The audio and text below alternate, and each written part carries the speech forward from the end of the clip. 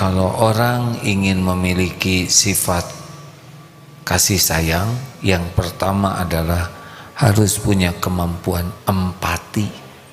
Tidak ada yang lebih pahit dari berharapnya hati kepada Allah. Allahumma aftah lana hikmataka ya Allah.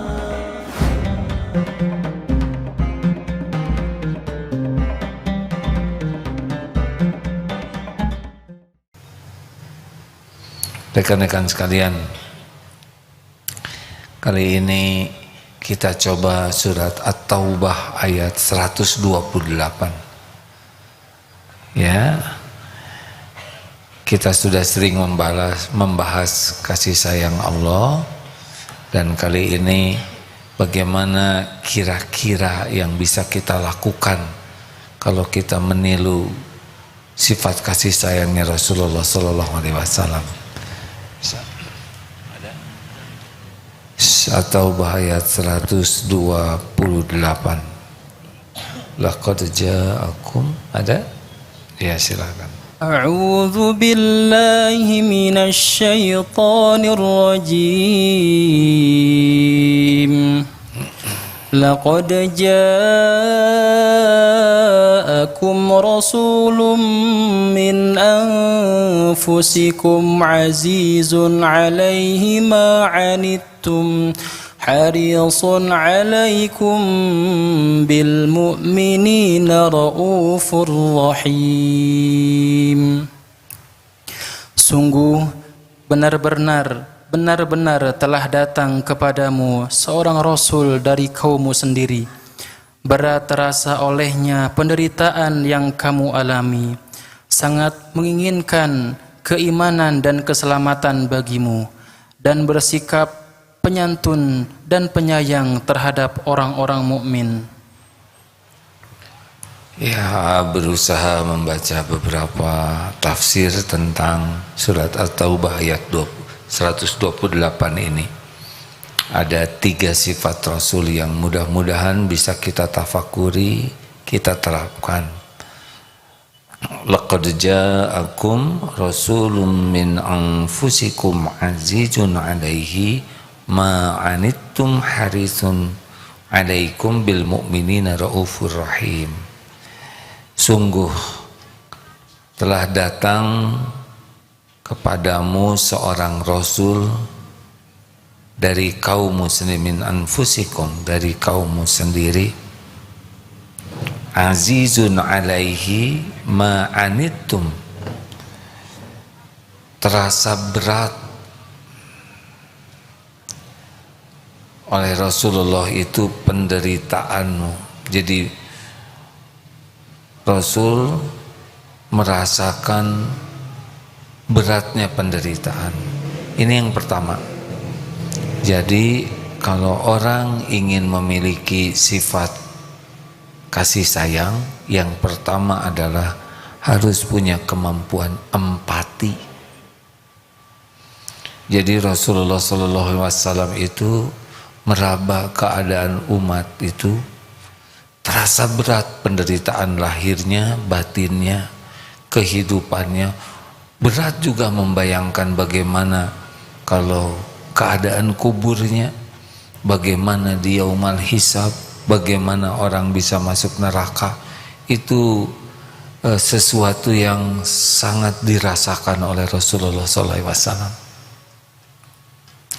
Kata kuncinya beliau adalah empati. Bisa memindahkan cara menilai orang tidak dari sudut pandangnya, tapi dari keadaan orang itu. Di dalam hadis Bukhari juga pernah diriwayatkan Muslim tentang ada anjing yang mengelilingi sumur kehausan. Kemudian wanita pezina datang, membuka hufnya, sepatunya, turun ke sumur, mengambil air dan memberi minum ke anjing ini. Tidak ada yang lihat, Allah Maha melihat, dan Allah menghapuskan dosa wanita ini. Kenapa wanita ini bisa menolong anjing? Awalnya adalah empati. Ini anjing kasihan sampai menjilat-jilat pasir dalam keterangan tuh ya. Dia meraba derita anjing. Nah, inilah awal orang itu berbuat baik yang akhirnya keluar sifat kasih sayangnya, nolong seekor anjing dan Allah mengampuni dosanya. Ini hadis sahih hadis. Ini cerita tentang wanita Bani Israel, bukan wanita di zaman Rasulullah ya. Rasulullah menceritakan ada. Jadi jangan sampai karena hadis ini kemudian sengaja berzina, terus cari anjing kehausan, kasih minum. Bukan begitu.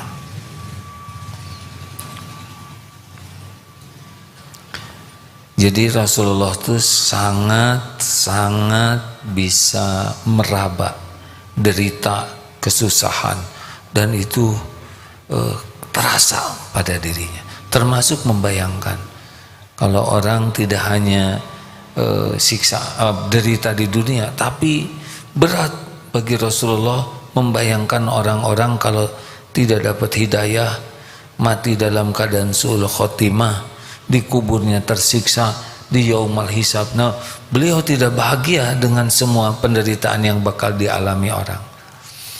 Waktu beliau dakwah yang Islam hanya beliau sendiri. Berarti yang beliau rasakan bukan umat Islam, tapi sebelumnya justru umat yang belum dapat hidayah itu. Nah, selanjutnya, tahapan selanjutnya sesudah ini kita coba detailkan ya. Karena penjahat itu tidak punya empati, makanya dia nyiksa. Kalau dia tahu disiksa sakit, dia nggak akan mukul. Kalau tahu orang dihina akan menderita, dia tidak akan menghina. Karena Rasulullah merasa penderitaan orang, jadi beliau tahapan yang selanjutnya yang sifat beliau adalah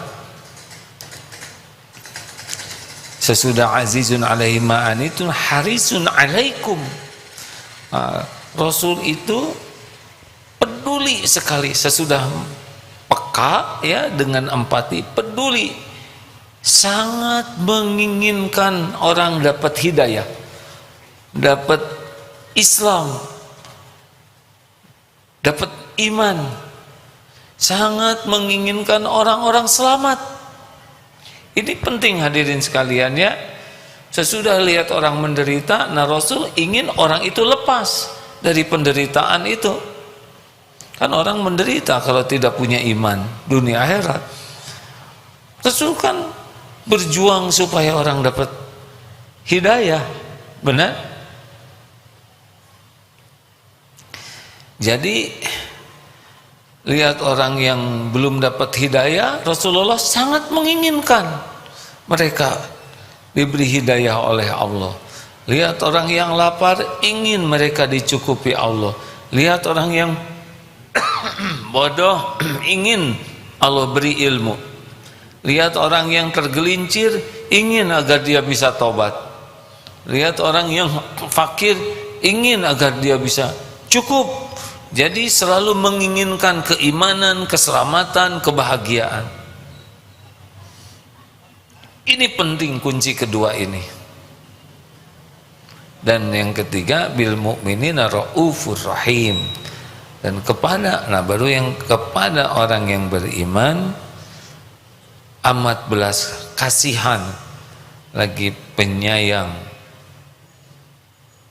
Nah, ini action jadinya, tidak hanya ingin orang jadi baik, tapi berbuat sesuatu supaya orang itu dapat kebaikan. Tahapannya ya, tolong teman-teman. Satu, aduh kasihan, itu orang kelihatannya susah sekali dengan hutangnya. Tahap kedua, ingin orang itu tidak punya hutang. Tahap ketiga, melakukan apapun supaya orang itu bisa lunas utangnya. Nah, tahapnya begitulah ya. Kasihan orang kalau tidak dapat hidayah, hidup dalam kekafiran, kemusyrikan waktu itu.